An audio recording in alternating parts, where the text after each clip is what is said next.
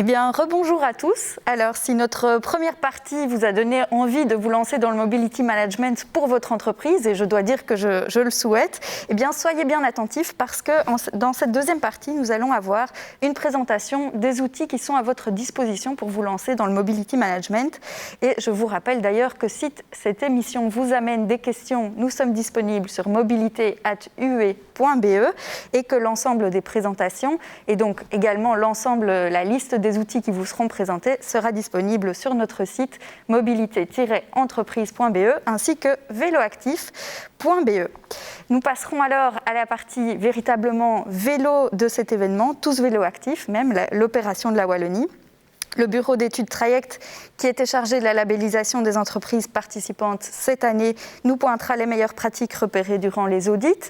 Et nous aurons ensuite l'honneur d'entendre Étienne Willam, directeur du SPW Mobilité et Infrastructure, qui introduira la remise des labels proprement dites. Nous clôturerons la matinée par la remise du Mobility Manager de l'année, l'award du Mobility Manager de l'année, par Olivier de Wassège, administrateur délégué de l'Union Wallonne des entreprises. Alors, comme promis, nous commençons par la présentation des outils à la disposition du Mobility Manager. Merci Béatrice. Alors, je pense qu'on peut mettre... Voilà. À la cellule mobilité dont je suis la responsable, nous aidons les entreprises à réfléchir à une mobilité alternative. Et pour ce faire, il existe toute une série d'outils qui sont spécifiquement destinés aux mobility managers et que je vais vous présenter maintenant. Je pense qu'on peut passer au slide suivant. Le premier de ces outils, c'est une formation. On en a déjà parlé lors de l'échange autour du comptoir. Et cette formation des mobility managers, elle résulte d'un partenariat entre le service public de Wallonie et l'Union Wallonne des entreprises. Elle est organisée 2 fois par an. C'est 6 jours de formation spécifiquement pour les mobility managers. Et elle est entièrement gratuite puisqu'elle est financée par la région Wallonne. L'autre outil important, c'est un réseau des mobility managers pour les mobility managers. Ce réseau se réunit en général 3 fois par an, la plupart du temps en entreprise, ce qui nous permet de faire une visite d'entreprise. On invite toujours un expert sur la thématique du jour et ce genre de réseau permet aux mobility managers des différentes structures que nous accompagnons de se rencontrer, de pouvoir échanger, de pouvoir partager des bonnes pratiques. Et c'est en quelque sorte une mise en réseau, mais aussi une sorte de formation continue puisque la mobilité ne cesse d'évoluer. Alors, troisième outil, et là on peut passer au slide suivant, c'est un répertoire en quelque sorte que nous avons publié il y a 1 an et demi de cela, un répertoire avec des informations, avec des actions, avec des conseils, avec aussi un certain nombre d'adresses d'opérateurs de mobilité. C'est l'outil de base pour faire de la mobilité en entreprise. C'est l'outil que vous devez avoir sur votre bureau, qu'il soit virtuel ou pas virtuel, puisque nos fiches existent dans les 2 versions. Et puis, vous le savez sans doute, la mobilité, elle est multifacette. Là, je pense qu'on peut passer aussi au slide suivant. Elle est multifacette, elle concerne aussi toute une série de modes de transport différents. Elle permet aussi d'envisager la mobilité, de réorganiser le travail en fonction de la mobilité. Et cette mobilité, elle va devenir de plus en plus flexible. Dès lors, une entreprise va devoir travailler sur la mobilité, sur tous ses axes, et il faut de l'aide. Et l'aide qu'on pourrait avoir, c'est un ensemble d'opérateurs de mobilité. Et là, je pense qu'on peut passer au slide suivant, on va aller voir. Il y a évidemment les opérateurs de mobilité de transport traditionnels qu'on connaît comme la SNCB ou les TEC, ceux qui vont s'occuper de vélos, ceux qui vont s'occuper de covoiturage, etc. Mais il y a aussi des leasers de voitures, il y a aussi des leasers de vélos, il y a des opérateurs qui vont vous aider à gérer votre parking, d'autres qui vont vous aider à mettre en place le télétravail ou à travailler sur la sécurité. Et puis, on a aussi toute une série d'applications qui permettent de mettre en œuvre ce qui va devenir l'avenir, à savoir le budget mobilité. Ce sont des applications pour payer tous les services de mobilité avec une seule carte. C'est aussi des applications pour pouvoir changer de mobilité par le jeu et créer toute une série de petites activités de ce type. Donc il y a énormément d'opérateurs et ce sont des outils évidemment pour les mobility managers. Et ces opérateurs, on les présente lors de la formation, on les présente évidemment lors des réunions du réseau Mobility Manager ou dans notre répertoire. Et puis, si besoin est, s'il fallait aller plus loin, il y a aussi les bureaux d'études en mobilité. La plupart, on les connaît parce qu'ils travaillent surtout pour les plans communaux d'aménagement et de mobilité, etc. Mais ils peuvent aussi travailler en entreprise et proposer, par exemple, un plan de livraison d'entreprise, réfléchir à un plan de sécurité routière ou faire en sorte qu'on puisse mieux gérer les parkings, revoir toute l'accessibilité, etc. Donc, ce sont aussi des outils intéressants et des contacts importants pour les entreprises. Enfin, le dernier outil que je voulais vous présenter et qui va me permettre de faire la liaison avec ce qui suit, c'est l'opération Tous Vélo Actifs. On en a déjà beaucoup parlé. C'est une opération qui a été initiée par la Wallonie en 2012 et qui a pour mission d'encourager les entreprises à proposer et encourager leurs travailleurs à utiliser le vélo pour les déplacements de domicile-travail ou les déplacements de service. Il y a deux types d'accompagnement, un accompagnement sur le long terme pour les grosses entreprises et un accompagnement plutôt au démarrage avec toute une série d'outils et de conseils pour les plus petites entreprises. Nous allons maintenant parler plus en détail de cet outil. Mais pour résumer, pour faire bref, les outils principaux, c'est il existe une formation, il y a un réseau, il y a un répertoire, il y a des opérateurs de mobilité, il y a des bureaux d'études en mobilité pour aller plus en profondeur, et pour le vélo, il y a l'opération Tous Vélo Actifs. En effet, l'opération Tous Vélo Actifs dont nous remettons les labels aujourd'hui. Alors, je le rappelle, il s'agit d'un label officiel de la Wallonie qui est évalué par un bureau d'études indépendant qui juge de la qualité des actions mises en œuvre selon une grille de critères stricts et à la suite d'une procédure d'audit. Donc, vous le voyez, c'est une procédure très sérieuse et cette procédure d'audit, eh bien, elle permet au bureau d'études qui est chargé de la labellisation de découvrir chaque année des petites pépites d'imagination dans les différentes entreprises auditées. Et cette année encore plus, avec le contexte que nous connaissons, nous avons vu toute la résilience d'entreprises wallonnes. Alors nous avons demandé à Pierre Bertin, qui s'est chargé de cette labellisation du bureau Traject, de vous présenter ses meilleures trouvailles de l'année. Voilà, merci Béatrice. Donc tout à fait, cette année c'était un défi d'organiser les audits Tous Vélo Actifs parce que la plupart des collaborateurs étaient forcés de faire du télétravail. Et bon, voilà, vous pouvez directement aller sur la slide suivante. Et d'ailleurs, les mobility managers qu'on a rencontrés nous disaient dès le départ « Ah, mais vous savez, cette année, c'était difficile, on a eu du mal à trouver des manières d'encourager le vélo. » Et pourtant, vous verrez qu'ils ont tous rivalisé d'efficacité et d'innovation, d'ingéniosité pour encourager leurs collègues à se mettre en selle malgré cette période particulière. Alors, peut-être avant de commencer et de vous présenter les mesures innovantes, parlons un petit peu de ce label de cette année, parce que 2020, c'était une année particulière, assez exceptionnelle, et pour le vélo aussi. Et donc, on a dû adapter la grille d'analyse, notamment. Pour ceux qui ne connaissent pas Tous Vélo Actifs et l'audit Tous Vélo Actifs, en fait, on se rendait habituellement dans les entreprises, on voyait notamment l'infrastructure sur le site des entreprises, on y allait à vélo pour connaître en fait quel était le chemin sur les derniers miles vers l'entreprise, et puis on avait un contact direct où on posait une quarantaine de questions aux mobility managers et à leur équipe, parce que souvent, et comme l'a dit Colette, il faut gérer beaucoup de projets en mobilité dans une entreprise, et donc ce sont souvent des équipes de mobility management. Là, évidemment, les audits se sont tenus en ligne. On a adapté la grille d'évaluation, on a donné plus d'importance aux mesures liées à la communication, à la sensibilisation, et par exemple, pour des mesures plus complexes à mettre en place, comme les mises en selle ou les tests de vélo, eh bien là, on a développé un système de points bonus parce qu'on ne voulait pas pénaliser les entreprises qui n'ont pas pu mettre en place ces actions à cause du Covid. Et bien souvent, c'était la direction qui disait « Non, écoutez, chez nous, la priorité, c'est le sanitaire, on ne met pas en place ces actions. » Mais d'un autre côté, on a vu de nombreuses entreprises qui ont innové, qui ont réussi à trouver une manière de réussir à faire ces mesures. Et donc, on voulait les récompenser. Et alors, ce système de points bonus permet vraiment de faire ce système.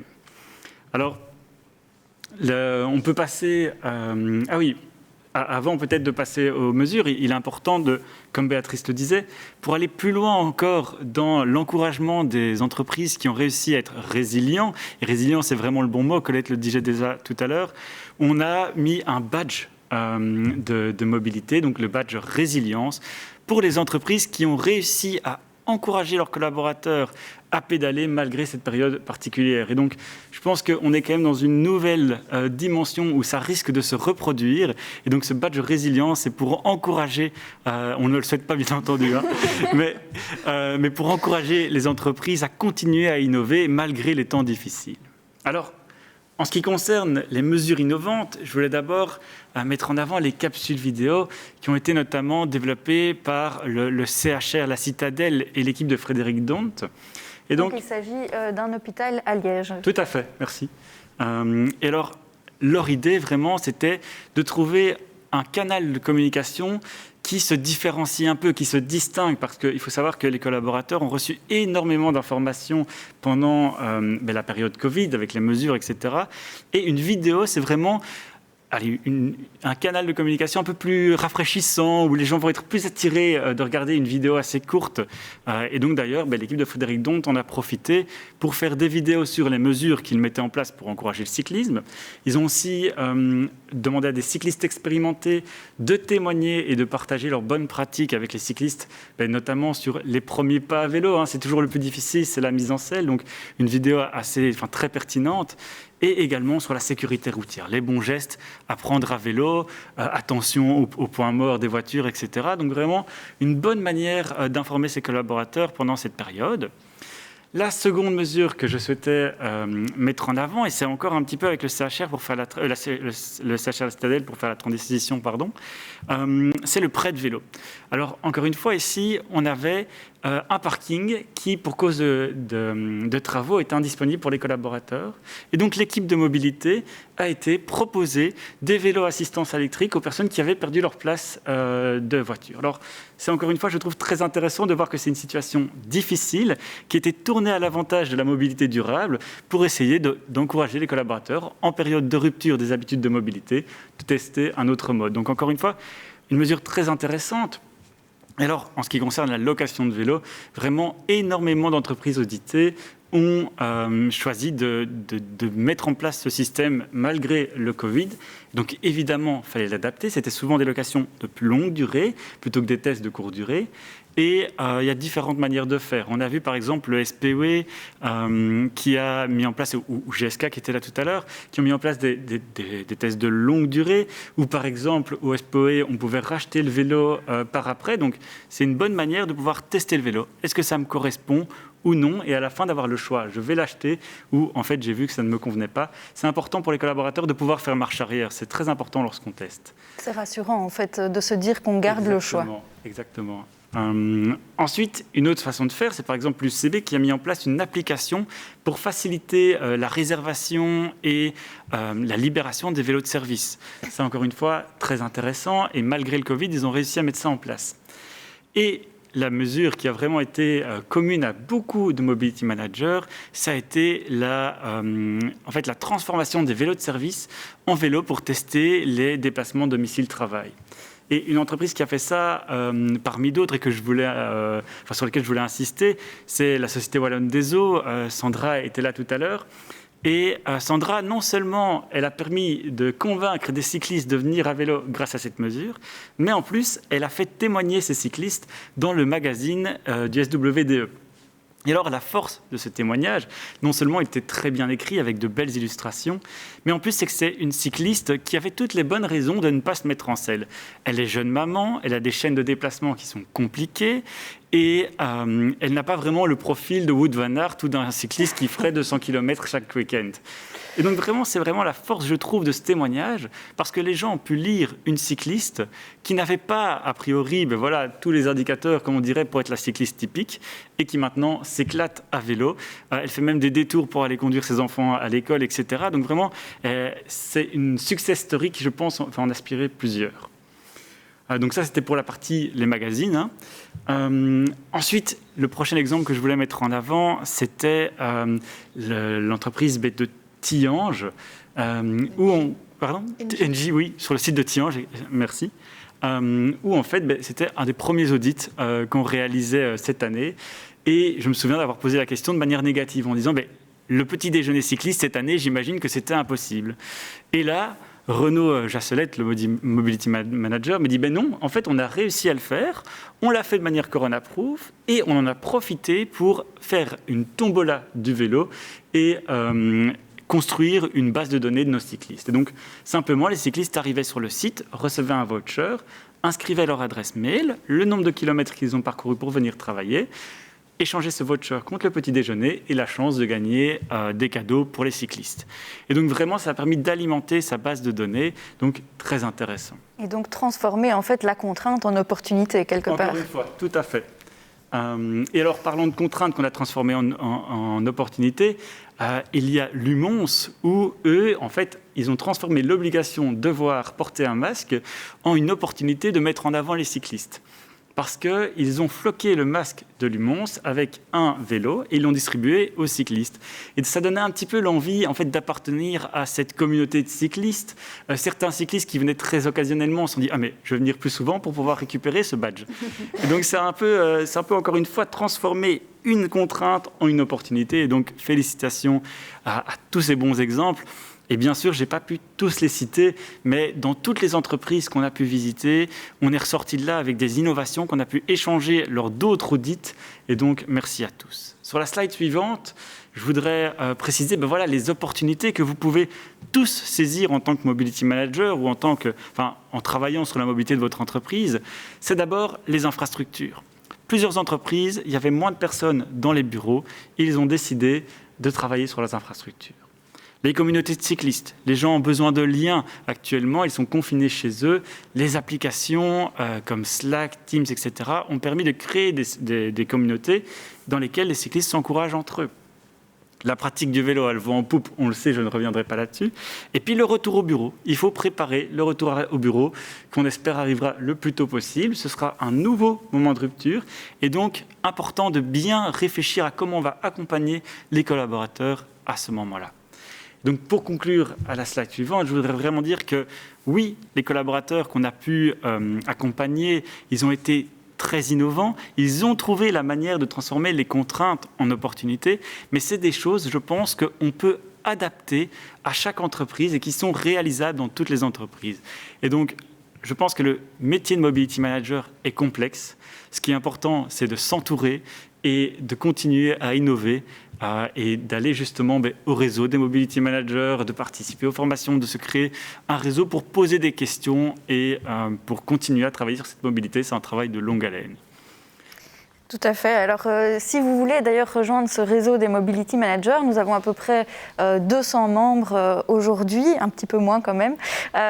Et vous pouvez vous rendre sur mobilité-entreprise.be, demander à recevoir notre newsletter et préciser que vous êtes bien chargé de la mobilité pour votre entreprise. Et nous verrons avec vous la manière dont vous ajoutez à ces rencontres et également une version virtuelle, puisque comme tout le monde, nous passons aussi par des plateforme virtuelle pour compenser l'impossibilité de se retrouver pour le moment.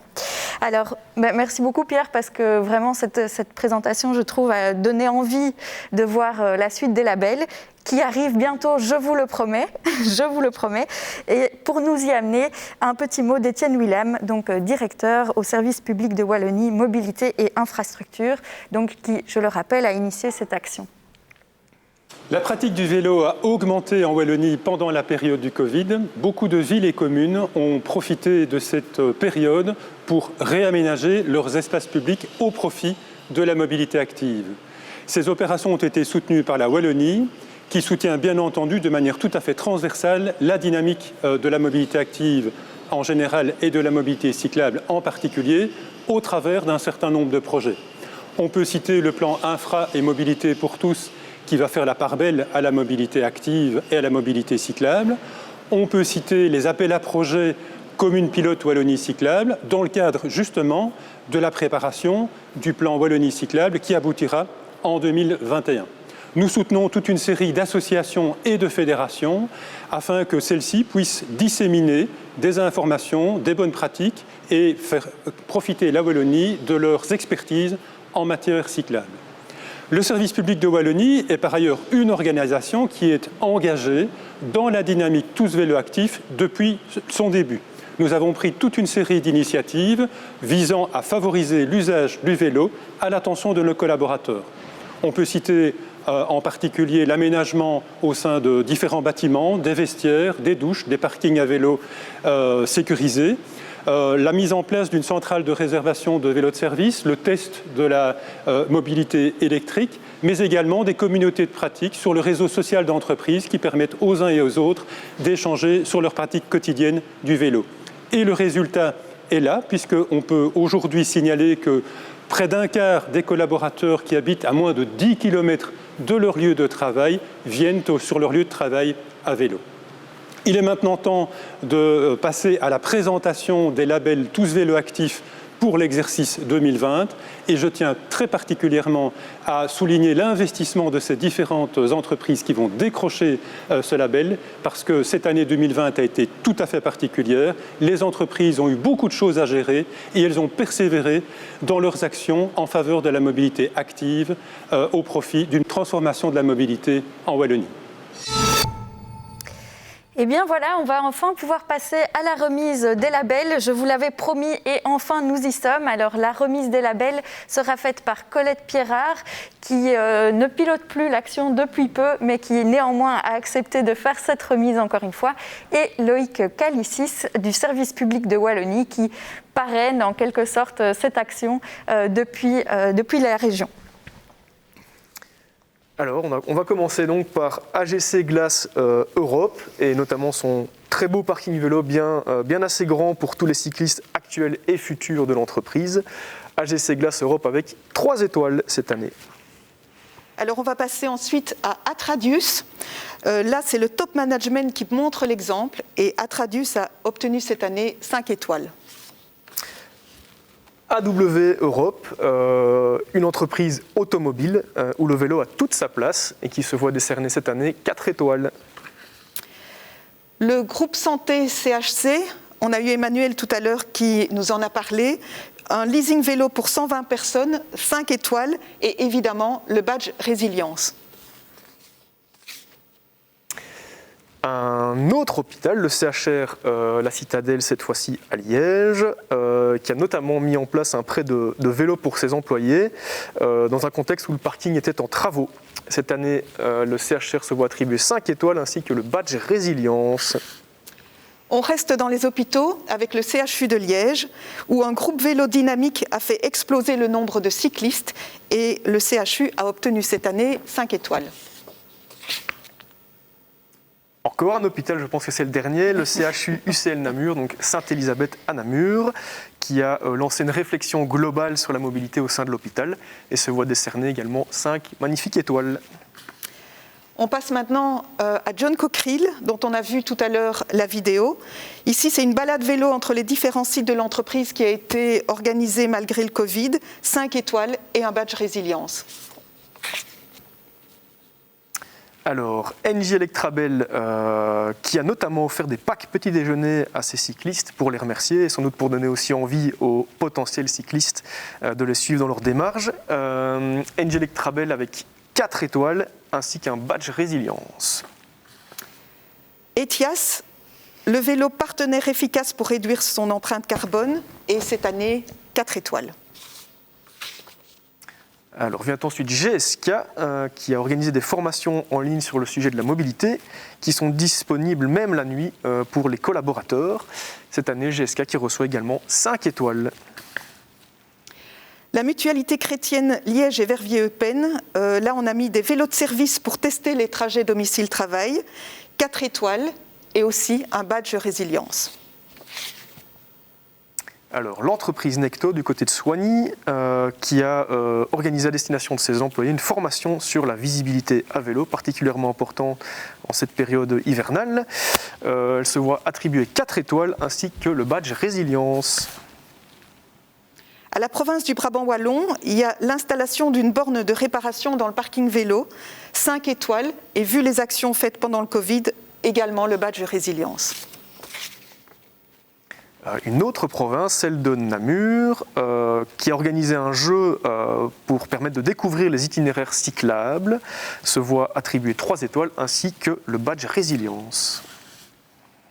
Au service public de Wallonie, des formations ont été proposées pour se lancer à vélo dans le contexte du Covid.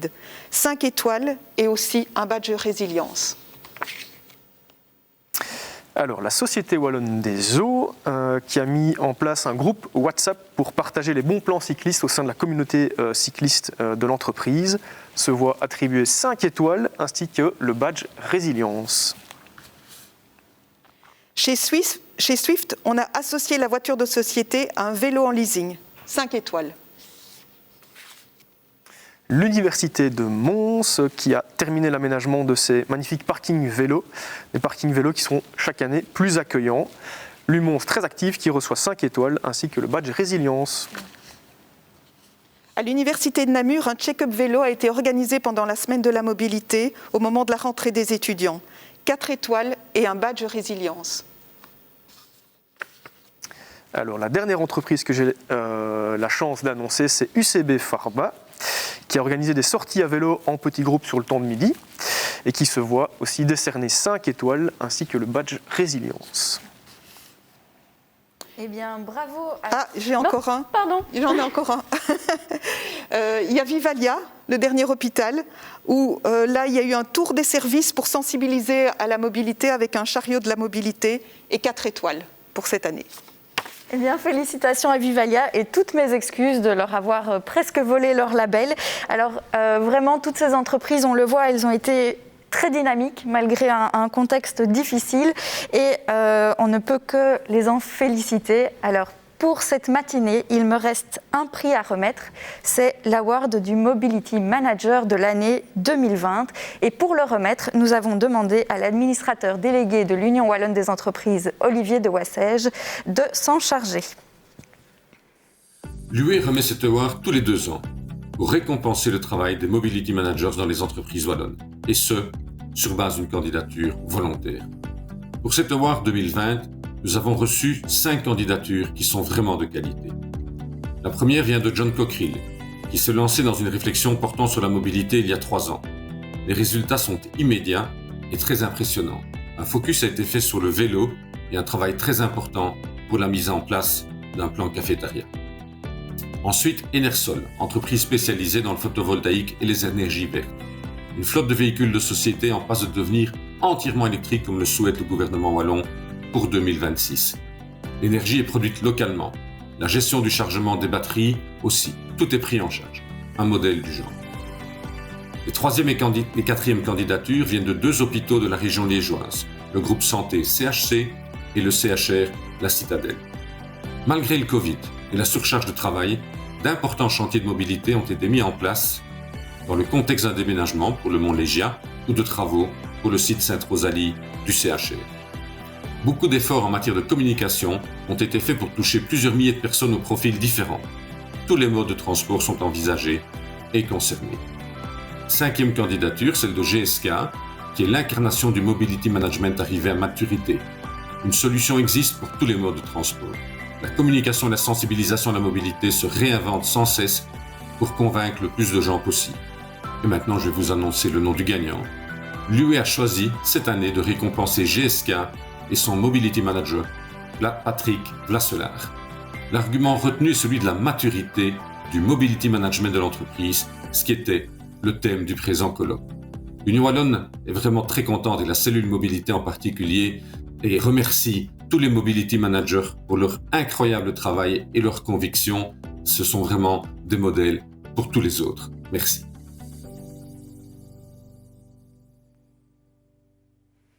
Eh bien voilà, vous l'avez entendu, le grand gagnant, c'est Patrick Vlaselaar, Mobility Manager de GSK. Alors on l'accueille sur le plateau. Rebonjour Patrick. Bonjour Béatrice. Alors félicitations d'abord. Merci. Ta candidature était vraiment exceptionnelle.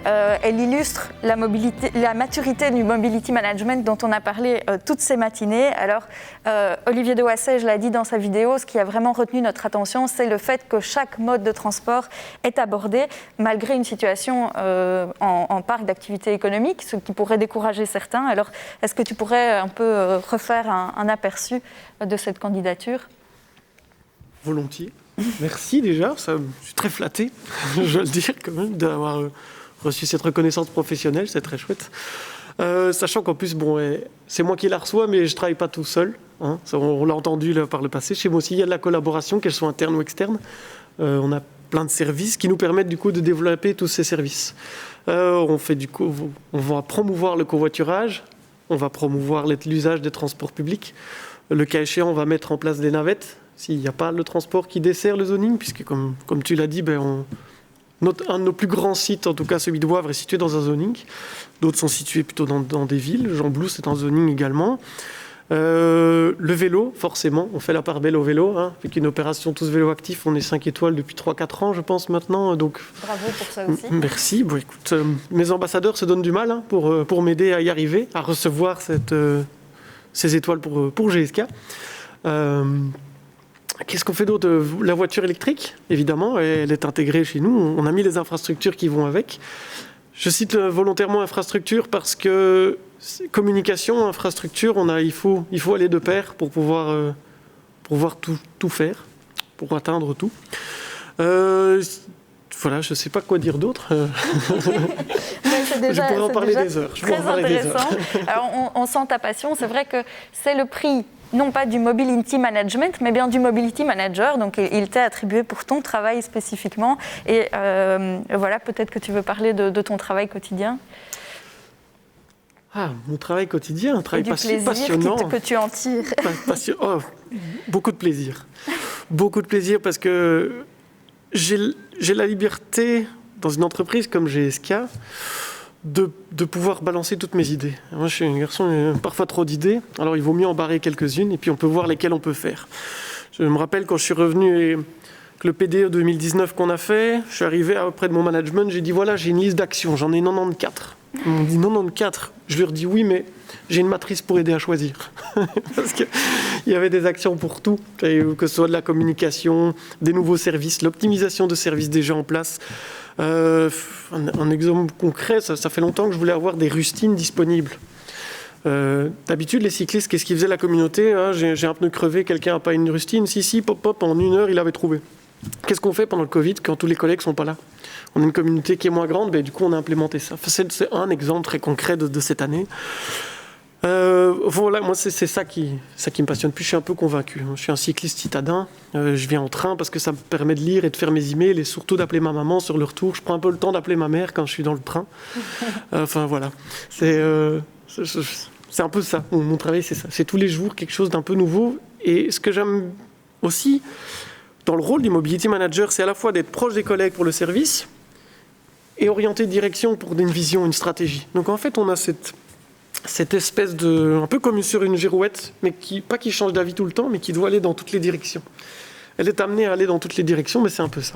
Et moi, j'adore. On sent en tout cas la passion pour ton métier et l'enthousiasme, mais aussi toute l'organisation que ça demande et la compétence professionnelle. Donc vraiment, encore une fois, Patrick, félicitations pour ce prix qui vient couronner plusieurs années d'efforts. Donc bravo à toi. Merci beaucoup. C'est déjà la fin de cette matinée passée ensemble. Alors, pour répondre à la question que l'on posait dans notre invitation, je pense que l'on peut dire que le Mobility Management a effectivement atteint une certaine maturité, en tout cas dans certaines organisations où il est mis en place depuis longtemps. On peut dire en tout cas qu'il a fait ses maladies de jeunesse. On a déjà beaucoup testé et on voit ce qui fonctionne aujourd'hui. Vous pouvez aussi vous en inspirer pour votre propre entreprise. Mais on le voit, il y a encore de beaux jours devant lui puisque... avec nos 200 membres dans notre réseau des Mobility Managers, on ne couvre certainement pas l'ensemble des entreprises wallonnes et on peut donc espérer que dans le futur, cette démarche essaime encore davantage. Alors voilà, ce colloque en studio, c'était une première pour nous. Excusez-nous s'il y a eu des petits problèmes techniques. Notre cellule, comme les entreprises que nous accompagnons, nous avons dû nous réinventer durant cette période et nous restons à votre disposition pour continuer ou entamer une démarche de mobilité. Nous allons organiser d'autres événements cette année. Vous serez prévenus par mail si vous êtes abonnés, sinon sur notre site ou via nos réseaux sociaux. Merci à vous. Il me reste, oui, effectivement, à remercier chacun. Donc, merci à vous, public, fidèles au rendez-vous malgré le format différent. Merci aux intervenants qui ont bravé le virus et puis en plus la neige pour nous rejoindre. Merci à la Wallonie pour son soutien, à monsieur le ministre Philippe Henry, à la société de production Callisto qui nous a permis de vous accueillir sur ce magnifique plateau. Voilà qui clôture notre 18e colloque de la cellule mobilité de l'Union Wallonne des entreprises ainsi que la remise des labels de l'opération Tous Vélo Actifs. On vous fixe rendez-vous en septembre prochain pour le colloque et en janvier pour les labels 2021. Et j'espère que cette fois-là, on pourra vraiment vous offrir les petits fours.